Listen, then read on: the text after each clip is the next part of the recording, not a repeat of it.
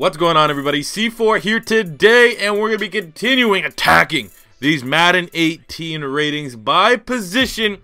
And today we're going to, in my opinion, the most controversial position out of any, and that is the cornerbacks. It really did spark a discussion on Reddit where a lot of information, well, not maybe a lot, but some information came to light, which we'll talk about when we get to the end of the video. But what we're doing here, guys, we're looking at the top 5, a couple notables, and then all of the rookies at the cornerback spot and seeing if Madden got it right. Now, what we know so far from all the leak ratings is, I would say at minimum, 95% of the ratings are going to be the exact rating at launch. And if they do change any other rating, then I think they do it for the sake of changing the ratings. But again, we'll talk about that at the end of this video. We're going to hype that up a little bit. But without further ado, though, let's jump into the top 5 cornerbacks in Madden 18. At number 5, there's a two-way tie for 90 overall between Josh Norman and Richard Sherman. Josh Norman has 88 speed, 87 man coverage, 89 zone, and 88 press. I was like, okay, that's pretty good. Then we look at Richard Sherman. He is 88 speed, 98 jump, 85 man, 89 zone, and 98 press. So looking at the two, it seems like Richard Sherman should be a higher overall than Josh Norman. But at least from a player-to-player standpoint, I think Norman and Sherman deserve to be probably the same rating in this year's game. Don't think you're going to find too many complaints with that. Going to number 4, it's going to be probably the most popular cornerback out of anyone that you're going to see in Madden. And that's Patrick Peterson of the Arizona Cardinals with a 91 overall. He has 92 speed, 97 jump, 90 man, 85 zone, and 96 press coverage. So once again, looking like an absolute monster. He's always, the top athlete. Long-rangey corner, 6'1", 6'2", around that range, 210. And he got the speed and the coverage ability. Another year Pat Pete looks overpowered as hell. Going to number 3, it's going to be Malcolm Butler of the New England Patriots with a 92 overall. Maybe a hot take. I personally, after the year Malcolm Butler had last season, I may have put Peterson, Norman, and Sherman all ahead of him. But he certainly deserves to be in the discussion for the top 5 overall. Maybe maybe I'm nitpicking, but he has 89 speed, 95 man, and 93 zone for his big top attributes. And he definitely looks fairly decent. I bet right now Saints fans are kind of hoping they pulled the trigger and were able to get him away from the New England Patriots. Going to number 2, there's a two-way, well, there's a number two-way tie for the number 1 overall, but clearly they look like one guy's a little bit better than the other. So, tied for first, aka coming in at second, is Aqib Talib of the Denver Broncos with a 94 overall. He has 88 speed, 96 jumping, 96 man, 90 zone, and 94 press. So now with the new DB mechanics where you can kind of, set what DB you want to put on a player. Obviously the speed, 88 speed looks a little shit, to be honest. But if you're going up against a Dez Bryant, going up against an Alshon Jeffrey, a Julio, well, maybe not Julio Jones. But if you're going up against a wide receiver that's a just jump ball specialist, just move Aqib Talib, have him in your game plan to cover them, and good luck. If Philly does, I already know, in the first year my Eagles kicked the franchise, we have to play Denver, and I'm fully expecting them to switch Aqib Talib, if the computer AI is actually intelligent this year, to cover Alshon, and that's going to be a very, very difficult matchup, versus if you put Alshon on, say, Chris Harris, just jump ball him. He's 5'10", he's a short little man. But speaking of Chris Harris, we have him technically at number 1, tied for number 1, with a 94 overall from the Denver Broncos. Mother of God, their secondary is looking terrifying. Chris Harris has 91 speed, 90 jump, which is kind of low for a guy that's, 5'10"?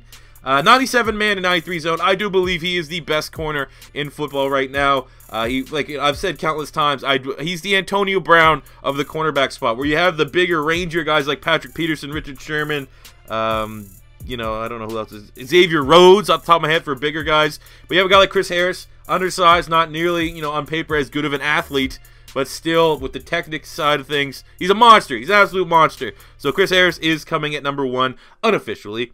Look at the best of the rest. Janoris Jenkins, Dominique Rodgers-Cromartie, Darius Slay, and Desmond Trufant got 89. So once again, that Giants secondary is looking pretty damn good. AJ Boye, Brent Grimes, Marcus Peters, who's probably my favorite corner in football, and Xavier Rhodes, who just got paid, all have 88s. So next up is talking about the rookie corners, and this is where, it really sparked a debate on the Madden Reddit, because some guy posted like infographic, if you will, of all the players in relation to where they're rated. Obviously, TRE'DAVIOUS White getting a 78, which is 2 points higher than any corner in this year's draft class, is absurd within its own right. But then he looked at what is the 2 other players with the biggest jump in gap, and even more so than TRE'DAVIOUS White, was TRE'DAVIOUS on the Cowboys and Jordan Lewis on the Cowboys. And what is the common denominator with these? Is the guy that makes the Madden ratings is a Cowboys fan, a Cowboys homer. So, I mean, that's what kind of makes you think, like, okay, this is all starting to make sense. Because TRE'DAVIOUS is tied with Marshon Lattimore in terms of Madden overall as of these base launch ratings. So, I say launch in quotations. So the fact that Marshon Lattimore, who went into this whole thing, is between him and Sidney Jones for the top corner in this year's draft class. You have TRE'DAVIOUS, who I'm a big fan of, was really, really good at Colorado, who went in the second round. He was like the 10th corner taken in the whole draft.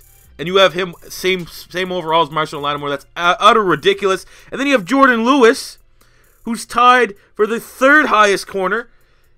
And he was taken almost at the middle 3rd round. And he's a 75, the same as Garyon Conley. More so than Sidney Jones. More than Adoree Jackson. Same as Marlon Humphrey. It's ridiculous. The Cowboy homer. And then on Reddit, someone called him out. And he actually has a Reddit account. And he was just saying, who says these are the final ratings? I'm looking at these, and these are just placeholder ratings and stuff like that. And a lot of people just keep calling him out on his bullshit. Because every rating looks like the top 5. Every top 5 that's been released matches up identically with the top 5 in the leaked ratings. So everyone's just like, okay, come on. So basically, a big topic of discussion was, you know, they got called out on their bullshit. They got busted for these leaked ratings. And then, you know, just before the game launches, I guarantee it's going to be one of those things, once you get your Madden game, it's going to prompt you to download a roster update or something like that, as opposed to years past. I trust what this guy's coming and saying is saying that these ratings, especially for the Cowboys, I guess, were placeholder ratings. He's working his way through it. That's, you know, that's actually an honest approach. Outside of every other response that this Madden ratings guy has done, he used to look like a fucking goofball. But when he said that, I was like, you know what? That actually kind of makes sense. I believe it, but not this close to release date. You know what I'm saying? Like, you should have the final roster already implemented, because this game's coming out in what?